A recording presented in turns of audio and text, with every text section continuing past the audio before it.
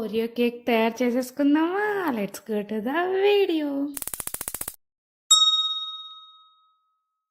Hello guys, welcome back to my channel. ఎలా ఉన్నారండి? నేనైతే చాలా బాగున్నాను. మీరు ఎలా ఉన్నారు కింద కామెంట్ సెక్షన్లో చెప్పండి. ఈరోజు స్పెషల్ ఏముందంటే ఓరియో కేక్ అయితే తయారు చేసేసుకుందాం. ఇన్ని రోజుల నుంచి నేనేమనుకున్నానంటే కేక్ తయారు చేయడం చాలా అంటే చాలా కష్టం అని చెప్పి దాంట్లో ఆ మైదా అవి ఇవి యూజ్ చేసి అది ఎట్లా చేయాలి, సడన్గా చేయాలంటే కుదరదు అనుకునేదాన్ని. సడన్గా మనకు రాఖీ పండుగ అయితే వచ్చేసింది కదా, రాఖీకి ముందు రోజే మా అమ్మ బర్త్డే. సో మమ్మీకి యూజ్ అవుతుంది అండ్ రాఖీకి కూడా అన్నయ్యలకి స్వీట్ తినిపించడానికి యూజ్ అవుతుంది అని చెప్పి నేను ఒక కేక్ అయితే ప్రిపేర్ చేశాను. సో చాలా అంటే చాలా ఈజీ అండి. 3 ఇంగ్రీడియంట్స్: పాలు, బేకింగ్ సోడా అండ్ ఓరియో బిస్కెట్స్తో మన కేక్ అయితే రెడీ అయిపోతుంది. సో ఓరియో బిస్కెట్స్తో అనుకుంటున్నారా? ఓరియో బిస్కెట్స్ అన్నీ చూసారు కానీ నేను ట్రై చేయడం మీరు చూడలేదు కదా.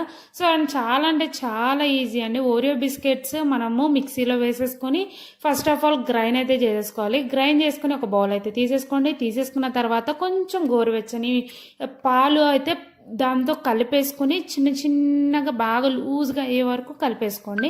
కొంచెం కొంచెంగా వేసుకోండి, ఒకేసారి వేసుకోకుండా. సో ఇలా లూజ్గా ఉంటుంది. లూజ్ అయిన తర్వాత ఒక్క చిటికెడు బేకింగ్ సోడా కలిపేసి తిప్పేసేయండి. తిప్పేసిన తర్వాత ఒక చిన్న బౌల్ తీసుకోండి. దాంట్లో కొంచెం ఆయిల్ తీసుకోండి. ఆయిల్ మొత్తం మన బౌల్కి అప్లై చేసేసేయండి. కేక్కి అప్లై చేస్తాం కదండి, చాలామందికి తెలిసిందే, నేనేం వెరైటీగా చెప్పాల్సిన అవసరం లేదు. సో కలిపేసిన తర్వాత దాంట్లో కొంచెం మైదా వేసి ఇలా టెస్టింగ్ అయితే చేసేసుకోండి. టెస్టింగ్ అంటే ఏంటంటే మొత్తం మనకు బౌల్కి పట్టేటట్టు చేసుకోవాలి. ఇట్లా నేను చూపించిన విధంగా చేసుకున్న తర్వాత దాంట్లో మనం కలిపిన మిశ్రమాన్ని వేసేసేయండి. కలిపిన మిశ్రమం ఏందండి? ఓరియోది కలిపిన మిశ్రమం దాంట్లో వేసేసిన తర్వాత ఇట్లా ట్యాప్ చేయండి. ట్యాప్ చేస్తే ఏంటంటే మనకి ఏమైనా మధ్య మధ్యలో ఏమైనా ఖాళీలు ఉంటే అవన్నీ ఫిల్ అయిపోతాయి. ఒక బౌల్ తీసేసుకోండి. స్టవ్ని వెలిగించుకొని హై ఫ్లేమ్లో పెట్టుకోండి. హై ఫ్లేమ్లో పెట్టుకొని ఒక బౌల్ తీసుకొని దానికి ప్రీ హీట్ చేసుకోండి. అంటే కొంచెం హీట్ చేసుకున్న తర్వాత వేడి అయింది అన్న తర్వాత మనం తయారు చేసుకున్న బౌల్ని పెట్టేసుకున్నాం. ఒక్క బిస్కెట్ ప్యాకెటే కదండి, ఒక 25 మినిట్స్లో అయిపోతుంది ఈజీగా. ఒకవేళ కొంచెం 2-3 బిస్కెట్ ప్యాకెట్స్ అయితే మినిమం 45 మినిట్స్ అయితే పడుతుంది బేకింగ్ అవ్వడానికి.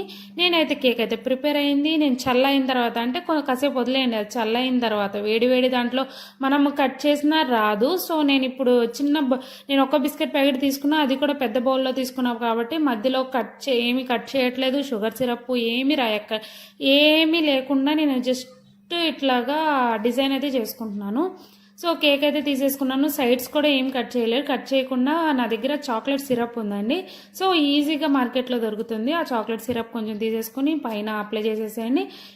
కొంచెం అప్లై చేసేసిన తర్వాత మనము బిస్కెట్స్లో మనము తీసి పెట్టుకున్నాం కదా, ఆ బిస్కెట్స్ని సైడ్స్ అసలు వేసేసి మధ్యలో ఏమో ఇది ఒక చాక్లెట్ కాంపౌండ్ దొరుకుతుందండి. చాక్లెట్ కాంపౌండ్ అని చెప్పి బయట దొరుకుతుంది ఈజీగా.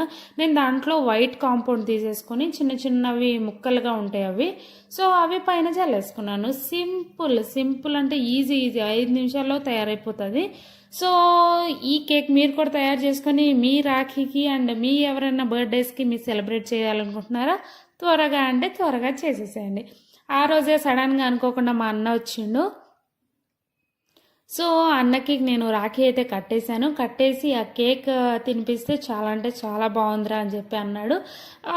మనం తయారు చేసిన కేక్ని ఎవరన్నా బాగుంది అంటే ఆ సాటిస్ఫాక్షన్ చాలా అంటే చాలా బాగుంటుంది కదా. నాకైతే ఆ సాటిస్ఫాక్షన్ దొరికింది. మీరు కూడా మీ ఇంట్లో సాటిస్ఫాక్షన్ దొరకాలి అనుకుంటే ఇప్పుడు ఈ కేక్ని ప్రిపేర్ చేసి నాకు కింద కామెంట్ సెక్షన్లో మెన్షన్ చేయండి అది ఎట్లా వచ్చింది అన్నట్టు. సో మేమిద్దరం కేక్ అయితే తినిపించేసుకున్నాం. అన్న ఫోటో ఫ్రేమ్ అయితే తీసుకొచ్చాడు నాకు గిఫ్ట్గా. చాలా అంటే చాలా బాగుంది. అది లాస్ట్లో యాడ్ చేస్తాను, చూసేసేయండి. బాయ్. వీడియో మీకు నచ్చినట్లయితే like, share and subscribe. Bye.